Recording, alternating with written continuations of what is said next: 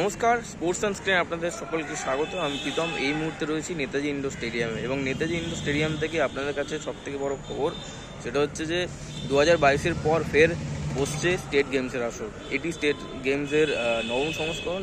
36টা game রয়েছে, সেই 36টা গেমের মধ্যে অধিকাংশটাই হবে মালদায়। আগামী 7 তারিখ থেকে শুরু হচ্ছে এই স্টেট গেমসের আসর, আর যার ওপেনিং সেরিমনি হবে আগামী 27 মার্চ।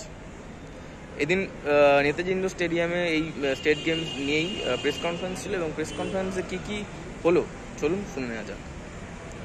এই মুহূর্তে যেটা আমরা সিদ্ধান্ত নিয়েছি সেটা 29টি ডিসিপ্লিনস আমরা করছি মালদায়।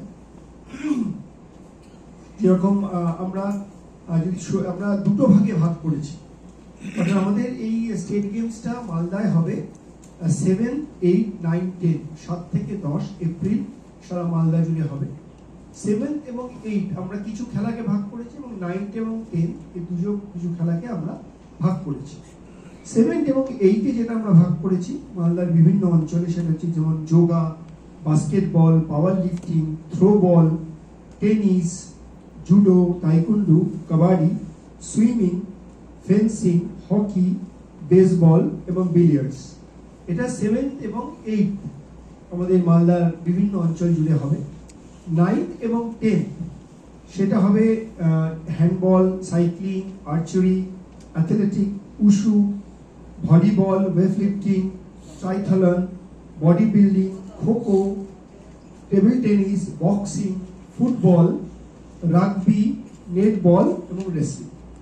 অর্থাৎ 9 এবং 10 হচ্ছে 16টা ইউনিট, অর্থাৎ 16টা ডিসিপ্লিনস খেলা হবে, এবং 13টা ডিসিপ্লিনস খেলা হবে হচ্ছে 7 এবং 8। যেটি হচ্ছে কলকাতায় যে শহরে আমরা করছি এবং তার চারিপাশে, সেটা হচ্ছে যে বোলিং। আপনারা জানেন যে বোলিং এর ওই ইনফ্রাস্ট্রাকচার আমরা পাইনি, তাই আমরা আরসিজিসিতে বোলিংটা এখানে করছি। ইকুইস্টিয়ান যেটা আছে সেটা খেয়াদহে আমরা করছি, খেয়াদহ।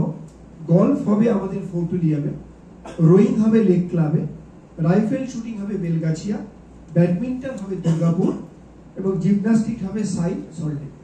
অর্থাৎ এখানে যে 7টা উইং হচ্ছে,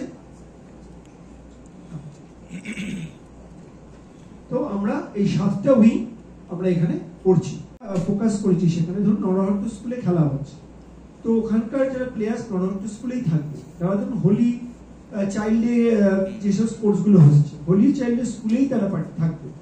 যেখানে ধরুন সেন্ট মেরি স্কুলে যেগুলো হচ্ছে, তারা সেন্ট মেরিজেই থাকবে।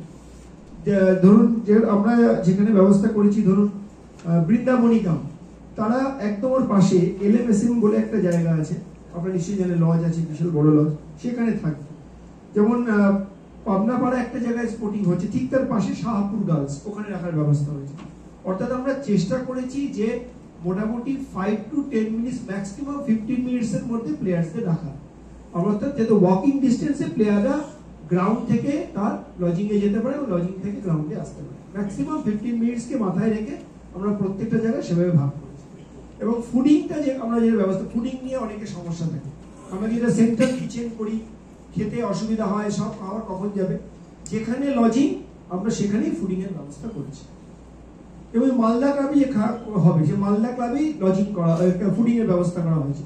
লজিং করা হয়েছে ঠিক মালদা ক্লাবের অপোজিটে যারা আছেন, যে জায়গাগুলো আছে সেখানে আমরা তাদের ব্যবস্থা করেছি।